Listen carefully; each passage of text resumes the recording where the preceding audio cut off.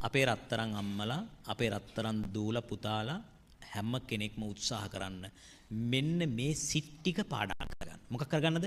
මේ සිත් ටික පාඩම් කරගන්න. මේ අහනකෝ අම්මා. අපි උත්පත්තියම බෞද්ධනේ. නිවන් දකින්න ඕනද නැද්ද? ඕනනේ. මං කියන කරුණාවන්ත අදහස ඔලුවට ගන්න. දැන් මේ ස්වාමින් වහන්සේ කවුරු හරි කෙනෙක් නැගිට්ටවල ප්‍රශ්නයක් අහන්නේ මොකටද? ඔයාට තේරුම් කරලා දෙන්න මෙන්න මේ ටික අපිට පාඩම් නම් ඒකෙන් අපිට පුළුවන් මොකක් කරන්නද? මේ සංඛාර කියන පදේ තේරුම් කරගන්න පුළුවන්. ඒක තේරුම් කරගන්න බැරි කෙනාට අවිජ්ජා පත්‍ය සංඛාරා කියන එක තේරෙන්නේ නැහැ. තේරෙන්නේ නැති වෙන කෙනාට අවුල් වෙනවද නැද්ද? අවුල් වෙනවා. මේ සංසාර ගමනින් මිදෙන්න බැරි වෙනවා.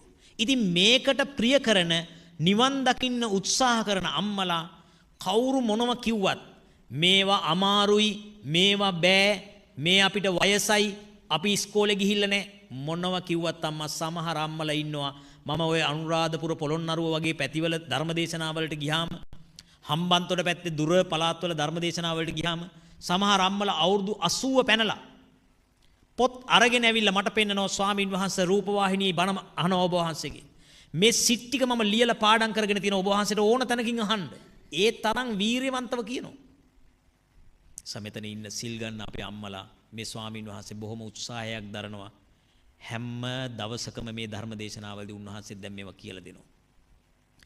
ඒසා උන්වහන්සේගේ වීරියටත් ගරු කරමින් මේ මහා පිංකම් කරන ඒ ශක්තිය ඔබ අරගෙන ප්‍රාර්ථනාවක් කරන්න මට මේ ධර්ම කරුණු වැටහේවා අවබෝධ වේවා කියලා ප්‍රාර්ථනාවක් කරන්න.